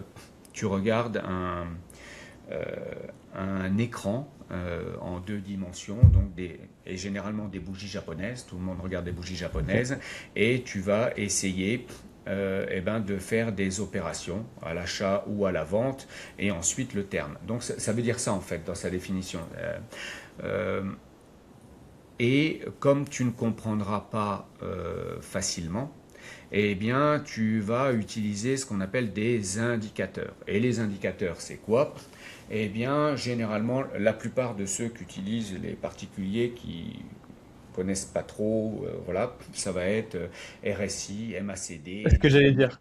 double moyenne mobile, etc., etc. Alors, j'utilise pas tout ça. Parce qu'en intraday, il y a un effet retard qui est Ouais, difficile, mais on a le même effet retard si tu fais de la gestion sur 6 mois, sauf ouais. qu'il sera un petit peu absorbé par l'objectif que tu peux faire. Mais euh, pourquoi est-ce que en fait, je commence mes formations généralement comme ça, c'est-à-dire ce qu'on regarde à l'écran, je vais vous expliquer déjà comment ça marche. Hmm. Et du price action, c'est quoi? C'est je vais regarder un graphique en bougie japonaise et je vais déjà tirer beaucoup de conclusions. Et vous allez voir que vous n'avez pas besoin d'avoir des résumés, puisque les indicateurs sont à base de moyenne, la Ouais, plupart. bien sûr. Vous n'avez pas besoin de ces résumés pour pouvoir prendre une décision. Après, je n'impose rien, et si quelqu'un vient me voir avec sa double moyenne mobile et son RSI, je ne vais pas lui dire ah, t'es nul, oh là là là là. Mais non, je vais te montrer des choses, et toi-même, tu vas te rendre compte par rapport à à ce que tu veux, ton objectif, etc., c'est inadapté. Tu vois? Donc Ok. l'analyse technique, c'est je vais regarder un graphique, et généralement en bougie japonaise. Avant les bougies japonaises qui ont été popularisées par Steve Nissen, il y avait un graphique américain qu'on appelle en bar chart. Okay. Ok. Et c'était un petit peu moins lisible, voilà. Mais c'est la faculté, en fait, l'analyse technique, de pouvoir lire un graphique avec des moyennes, des indicateurs et des graphiques. Il n'en existe pas qu'un seul. C'est parce que tout le monde quasiment utilise des bougies japonaises, mais il en existe des dizaines de Ok. différents. Ok, donc il Ok. y a vraiment beaucoup de choses. Et même au niveau des indicateurs, moi ce qui est intéressant, c'est que je fais un peu d'analyse technique, et bon, vraiment pas pour du court terme, mais sur du long terme.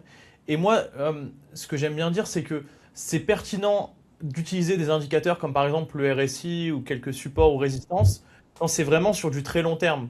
Parce que c'est vrai que sur 5, 10 minutes ou 1 heure ou un jour, ça peut être assez compliqué et c'est pas très valable.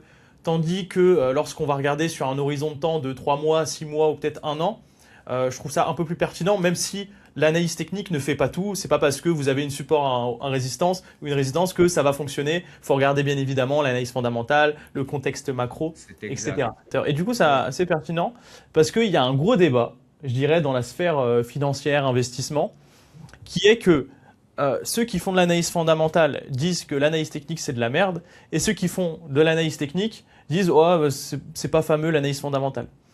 Qu'est-ce que tu penses de ce débat, analyse fondamentale, analyse technique? Parce que beaucoup de personnes qui prônent l'analyse fondamentale disent que ceux qui font de l'analyse technique, c'est des charlatans. Et qu'est-ce que tu en penses de ça? Est-ce que pour toi, c'est vrai? Ou est-ce qu'il y a un monde où les deux vont ensemble? Et c'est peut-être la réponse. Alors en fait, tu te situes à peu près à deux horizons.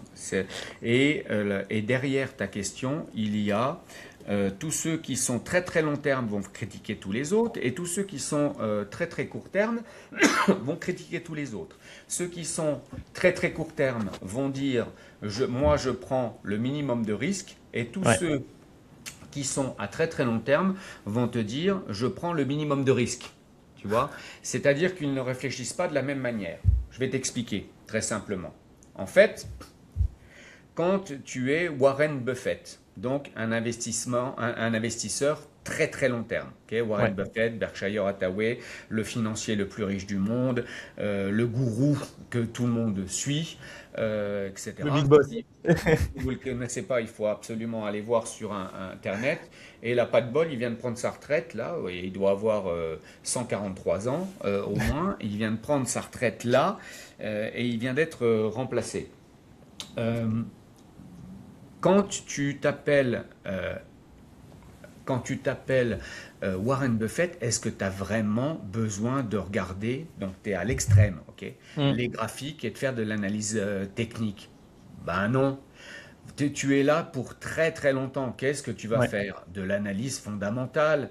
Ce qui t'intéresse, c'est combien la société, c'est valoriser une société, combien elle peut dégager de free cash flow, ouais. quel est les BFR, nanana, etc. Bon, plein de ratios différents, mais qui concernent directement la société. D'un autre côté, à l'autre bout, tu as le scalper ou même micro-scalper. Lui, est-ce qu'il a vraiment besoin de connaître le chiffre d'affaires d'Apple pour pouvoir faire du scalping sur le Nasdaq? Mm. Non. En fait, tu vois, en fait, c'est plus tu es long terme, moins l'analyse technique sera utile, et plus l'analyse fondamentale sera utile. Et tu Ok. vois, c'est un truc qui est un peu comme ça. Touc. Ok. En fait, c'est dans les extrêmes. Par contre, du coup, quand on est entre Eh les ben, il deux faut vont ensemble. 50-50. Ouais. Ok. C'est ça. Trop bien. C'est-à-dire que si tu es dans les marchés pour, on va dire, donc un grand swing, un grand swinger de 3 à 6 mois par exemple, tu ne peux pas faire fi, tu ne peux pas enlever l'analyse fondamentale. C'est pas Mm. possible. Par contre, si tu, donc pour 3 mois, est-ce que tu vas pouvoir le faire sans regarder un graphique? Alors là, ça va être quand même compliqué, hein. Mm. Si 100%. tu ne regardes que les données trimestrielles, c'est-à-dire je vais euh, comment je vais regarder uniquement s'ils ont fait plus de chiffre d'affaires, moins de chiffre d'affaires, et ben ça va être compliqué. Pourquoi? Tout simplement parce que une société peut exploser son résultat, le cours monte. Une société peut exploser son résultat, le cours descend. Ouais. Donc en fait, tu as besoin de savoir euh, ce que pense le marché. C'est-à-dire, ils ont fait plus de chiffre d'affaires, normalement ça devrait monter, ah ben ça monte pas. Pourquoi, etc. Donc tu vois, alors là, quand on me pose la question, je peux donner des réponses. Pourquoi? Tout simplement parce que une société ou un asset manager, ça fonctionne sur de l'anticipation de résultats futurs. Ils explosent déjà les compteurs, par exemple. Et donc, est-ce qu'ils vont pouvoir encore une nouvelle fois exploser les compteurs? Réponse oui pour Nvidia, réponse non pour Microsoft par exemple. Bon, ben, même Mm. si on annonce des bons résultats, il y en a une qui va exploser et l'autre qui va baisser. Bon, je t'ai pris deux Mm. exemples comme ça, mais tu vois, en fait, et comment tu vas le savoir ça? Eh bien, en regardant tout simplement l'appétit sur un graphique. Est-ce Ok. qu'ils en veulent ou pas? Tu vois? Ok. Et on revient Ouais. à ta question de tout à l'heure sur le RSI, mais je comprends pas. Ça n'arrête pas de descendre et pourtant le RSI il est à 20. Oui, mais Mm. ils en veulent pas. Personne Ouais. n'en veut de ton truc. Ouais. Donc, pourquoi toi t'en voudrais? Ah, toi t'en veux? Bah, t'es le seul. C'est, Non, mais c'est t'es en clair. train de Non, mais t'es en 100%. train de Mais du coup, rattraper un c'est couteau qui tombe. c'est pertinent parce que ce que tu dis concrètement, c'est que dans l'extrême long terme, c'est full analyse fondamentale et pas d'analyse technique. Et Ouais, dans l'extrême court terme, ouais, c'est 100% d'analyse technique et pas d'analyse fondamentale. Et c'est du coup, ça. entre les deux, Il faut, c'est fondamental et technique. c'est Et moi, ça. c'est ce que j'essaye d'apprendre concrètement à toutes les personnes que j'accompagne, c'est de maîtriser les deux et en même temps le contexte macro. C'est ça. Et si vous maîtrisez ces trois-là, qui est la macro, l'analyse fondamentale et l'analyse technique, vous serez des monstres. Et si vous avez la psychologie derrière aussi, c'est important d'avoir la psychologie parce que sinon on fait rien sans la psychologie. Et si tu veux, il y a certains cours, euh, je les fais ou je vais les faire sur vidéo et je vais leur dire, je veux quand même que vous complétiez le Ouais. cours quand vous aurez le temps, mais si tu veux, les cours sur l'environnement, l'ESG, le truc comme ça, alors on a beau se gargariser sur les plateaux en disant que c'est très très important, mais ceux qui font du trading ou de l'investissement, ils sont un petit peu orientés sur autre chose, si tu veux, tu Oui, vois. mais Donc, l'ESG c'est un peu une mode, hein. C'est moi de ce que je voyais quand je travaillais en banque, c'était beaucoup ESG, ESG, ESG, donc tout le monde parlait de ça. Et là, ce qui s'est passé ces derniers temps, donc défini, notamment, c'est quoi le SG?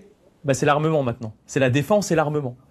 Et donc on va à Ah oui, mais qui est à la mode. définis ce que c'est que le SG pour ceux qui nous écoutent et qui pourraient se dire c'est quoi? Ouais. ESG, en fait, c'est d'investir dans des entreprises qui sont soucieux des enjeux environnementaux. Et ESG, aussi des environnement, social, gouvernance. gouvernance, etc. Et donc, on va investir dans des entreprises, par exemple, qui vont faire attention à tout ce qui est, par exemple, avoir, je sais pas, la parité entre les hommes et les femmes, de faire attention à tout ce qui est pollution dans leur entreprise, etc. Donc, c'est ça l'ESG. Et donc, pendant de longues années, tout le monde, toutes les banques, etc., prenaient l'ESG, disaient, il faut investir dedans parce qu'il faut, voilà, il faut promouvoir ça, etc., etc. Sauf que ce qui s'est passé depuis quelques années maintenant, c'est que les taux avaient augmenté. Les taux avaient augmenté et le problème, c'est que ces boîtes-là, qui sont des boîtes un peu plus jeunes, bah, elles ont besoin de financement. Et donc, bah, vu que les taux étaient chers, c'était compliqué pour elles d'accéder au financement. Et donc, les résultats de ces boîtes-là, donc dites ESG, étaient catastrophiques. C'est pour ça que tous les mandats de gestion des grandes banques, etc., ou même ceux qui investissaient dans les fonds ESG, avaient des performances minables. Et donc, tous les clients se disaient, mais non, mais au final, ça marche pas votre truc ESG. Et ce qui s'est passé sur l'année 2025, c'est qu'on a eu une nouvelle hype. On a eu la hype armement, défense, souveraineté, qui a totalement balayé l'ESG. Et donc maintenant, dans les banques, on parle plus d'ESG, on parle de souveraineté, souveraineté, souveraineté, défense. Et ce qui est intéressant, c'est pour ça qu'il faut faire attention au hype également. Donc voilà, c'était assez drôle. C'est pour ça que j'aime bien en parler, parce que ça me fait rire, parce que les banques essayent d'être assez éthiques. C'est important d'être éthique, etc. Mais par contre, quand on parle de défense souveraineté, là, on a vu qu'il y a beaucoup plus d'engouement. Donc, on va jeter dessus parce que ça permet de faire du cash et parce que les clients demandent ça. Et donc voilà, plus personne veut l'ESG. Mais c'est intéressant. Ça, t'en penses quoi, toi, de ça? Donc il y en a beaucoup, il y a beaucoup de sociétés, comme ça a été à la mode, qui ont fait ce qu'on appelle du greenwashing, c'est-à-dire de l'habillage de bilan pour que ça paraisse Ouais. très bien, dire je suis soucieux de la parité homme-femme ou je respecte l'environnement. Mais en fait, on s'est rendu compte que c'était de plus en plus incompatible avec une économie qui fonctionne. C'était Mhm. en quelque sorte se mettre un peu une balle dans le pied. Tu Ouais. vois, Mais on dit c'est pas que de dire on veut pas ça, hein. Ouais. Total, vraiment, ils sont pas beaux, c'est pas bien parce que c'est du pétrole et le pétrole, Ouais. il faut arrêter. Ouais, sauf que tout le monde maintenant est bien content que Total ait limité le prix du litre en France à 2 euros Mhm. pour pouvoir rouler quand même de façon convenable sans avoir à payer 2,50, 2,80 ou 3 euros le litre aux États-Unis. C'est pas comme ça qu'ils ont fonctionné et le prix du gallon a un petit peu explosé. Tu vois, donc Mhm. on en revient. Et pourquoi est-ce que dans, comment on s'intéresse un petit peu plus à l'armement? Bah, c'est parce qu'on voit bien qu'il y a de plus en plus de guerres. Donc, si tu dis faites la paix, pas la guerre, et puis etc. Non, mais ça reste des mots. Après, tu vois bien que ça pousse un peu partout. Les guerres en Afrique, au Moyen-Orient, voilà. Et donc, Ouais. eh ben, qu'est-ce qu'il faut quand tu es attaqué ou quand tu participes à une guerre? Ben, il faut des armes. Alors moi, j'aime pas plus que ça, mais bon, ben, je sais pas. Non, je Ouais. voudrais soulever un petit point par rapport à l'investissement, etc., qu'on pourrait faire. C'est que il faut se méfier de la géopolitique. Ok. Donc, autrement dit, on a dit analyse technique, fondamentale, et puis macro. Et Ouais. donc ça, on va s'y intéresser. Par contre, on n'investit pas. Il faut se méfier des trades géopolitiques. Okay. Ça veut dire parce qu'on ne sait pas comment le marché va réagir. Je peux te donner plein d'exemples. La guerre en Ukraine a été effacée par le marché en 15 jours. Mhm. La guerre en Iran a été effacée la semaine dernière, la semaine d'avant, par le Ouais, marché. nouveau record historique sur le S&P, hein. Donc cela veut dire que le marché répond généralement aux questions qui le concernent lui. C'est-à-dire, est-ce que maintenant ça va bien ou pas? Est-ce que je peux me projeter à 3 mois ou à 6 mois pour dire que ça va aller bien? Tu vois, il répond à cette question-là et pas il va peut-être y avoir des pénuries, la guerre va peut-être continuer ou pas continuer, etc. Donc ça, tu vois que c'est des paris sur la géopolitique qui Ouais. sont extrêmement compliqués. Donc, Ok. je, je dirais méfiez-vous de la guerre continue, j'achète le pétrole, ou de l'or, la guerre s'arrête, je revends, etc. C'est un petit peu plus Ouais, compliqué. c'est. De toute façon, quoi qu'il arrive, faut. Moi, c'est ce que je dis à mes étudiants, c'est qu'il faut visualiser long terme. Moi, j'adore prendre l'exemple du Dow Jones. Par exemple, il a survécu à la Première Guerre mondiale, à la Seconde Guerre mondiale, au Covid-19, à toutes les crises, etc., crack technologique. Mais au final, la tendance qu'on voit sur le long terme, c'est que c'est haussier. Après, on ne sait pas si ça va durer comme ça pendant 500 ans ou 600 ans, mais pour le moment, c'est haussier. Donc oui, faites attention à tout ce qui est crise géopolitique, etc. Parce que, en fait, le problème, c'est que les médias empirent. À chaque fois, les médias ils disent c'est la fin du monde, tout va aller à zéro, etc. etc. Sauf que, en général, quand les marchés baissent, c'est une belle opportunité pour acheter et pour se renforcer là-dessus. Et bon, après, faut pas non plus acheter tout et n'importe quoi. Il y a des actions qui vont jamais remonter. Mais si vous vous positionnez, je sais pas, sur du S&P, du Nasdaq, de l'Eurostock 50 et quelques belles valeurs qui ont baissé, par exemple, moi, quand ça avait pas mal baissé les marchés financiers, j'ai pas mal racheté notamment du Meta. Meta de chez Facebook. J'avais également racheté un peu d'Air Liquide parce que je trouvais bon, elle est toujours chère, mais elle avait pas mal perdu. Elle a perdu, je crois, 15 ou 20%. Et donc, je me suis positionné dessus parce que j'aime beaucoup l'action. Et donc, voilà, faut savoir analyser les opportunités. Mais bon, ça s'apprend, malheureusement. Donc, faut investir dans soi, comme on a parlé un peu précédemment, et se faire accompagner. En tout cas, moi j'ai adoré le podcast avec toi, Johan. Je trouve Merci. que tu as été ultra pertinent et tu nous as notamment partagé beaucoup d'anecdotes et transmis également ton parcours, tes connaissances. Et j'espère que beaucoup, grâce à ce podcast, vont peut-être se lancer dans le trading ou ça leur a peut-être appris quelque chose en plus qu'ils ne le savaient pas. Est-ce que toi, tu as, je dirais, un dernier mot de la fin ou deux derniers mots de la fin à communiquer à toutes les personnes qui regardent ce podcast? C'est assez libre, tu peux dire ce que tu veux. Je crois on a fait pas mal le tour, mais il reste tellement de sujets à évoquer. Moi, Ouais. je veux bien qu'on en refasse un pour d'autres sujets ou sur les indicateurs, les choses. Moi, je ne suis pas avare d'informations, donc je peux donner. Tu vois, je peux dire pourquoi oui, pourquoi non. Généralement, quand je fais des formations, je commence toujours par un diagnostic pédagogique, c'est-à-dire par essayer de comprendre qui la personne est pour Mm. pouvoir l'orienter vers la meilleure chose. Après, si vous êtes pas encore décidé, enfin si ceux qui nous écoutent ne sont pas encore décidés pour une formation avec toi, les autres ou moi, eh bien c'est d'écouter encore un petit peu plus de contenu qu'on va donner. Moi, voilà, je veux bien, si jamais il y a des questions, voilà, on pourra répondre aux questions, faire une session comme ça, si tu as une cinquantaine de questions, si moi j'ai reçu aussi une cinquantaine de questions, Ouais. on se fait une petite session pour répondre un petit peu aux questions ou d'autres thèmes. Voilà. Avec Mais plaisir. mais je vais dire la même chose que ce que tout le monde dit. Et ce qu'on a dit aussi, c'est que formez-vous. Voilà, il faut vraiment se former, faire du gain, un pourcentage, etc. Si vous êtes sérieux, c'est quand même pas très difficile à apprendre comme activité professionnelle. Il y a quand même beaucoup plus dur comme job. Là, Mm. c'est voilà. Mais il faut se former un petit peu. Ok, trop bien. Formez-vous, c'est vraiment la clé un peu de ce Ouais. podcast.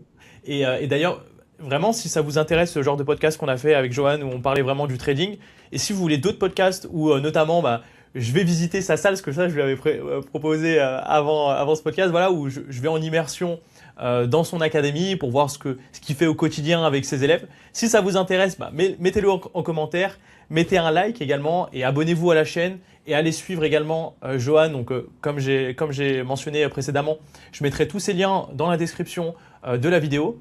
Donc voilà, allez vous abonner, allez le contacter si vous êtes intéressé par tout ce qui est voilà, notamment sur le trading. Et en tout cas, merci beaucoup Johan et on se dit à la prochaine. Merci à toi et suivez également Cyril. Il y a du bon. Merci beaucoup. À bientôt. Merci, à plus. Ciao.